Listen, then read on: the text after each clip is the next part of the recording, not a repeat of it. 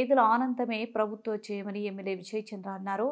ఎన్టీఆర్ సామాజిక భద్రత పెన్షన్ల పంపిణీ కార్యక్రమంలో కొత్త వలస 7వ వార్డులో ఆయన పాల్గొన్నారు. ప్రతి నెల 1వ తేదీన వృద్ధాప్య, వితంతు, దివ్యాంగులకు పెన్షన్లు ప్రభుత్వం అందజేస్తుందన్నారు.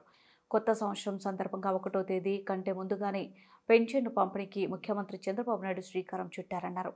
నూతన సంవత్సర సందర్భంగా పేదల ముఖంలో ఆనందం చూసేందుకు ముందుగానే పెన్షన్లు అందించి వారి అవసరాలు తీర్చే విధంగా ఆలోచన చేయడం చంద్రబాబు నాయుడు యొక్క లక్ష్యమని, ప్రజల తర్వాతే ఆయనకి ఏదైనా అని ఎమ్మెల్యే అన్నారు.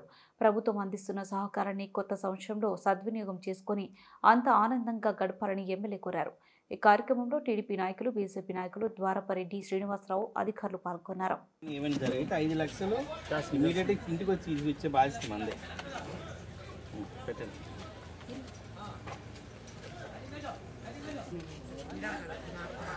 అందరూ ఇయ్యం వస్తుంది డబ్బులు మీకు తెలిసి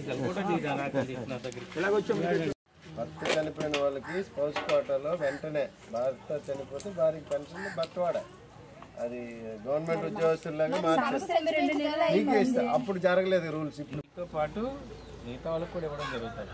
అంటే గత సంవత్సరంలో పెట్టిన వాళ్ళు ఉంటారు కదా, ఆ ప్రభుత్వంలో కూడా ఉండిపోయినా కూడా తీసుకొచ్చి ఇచ్చే బాధ్యత తీసుకుంటారు.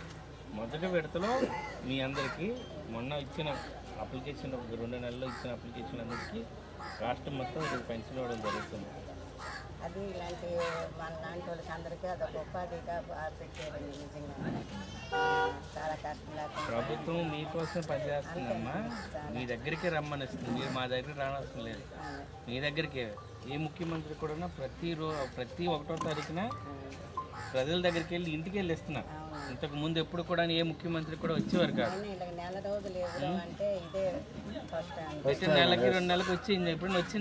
ఇది ఒక మంచి ప్రభుత్వం. మీకోసం ఏమైనా చేయాలని ఆలోచించే ప్రభుత్వం.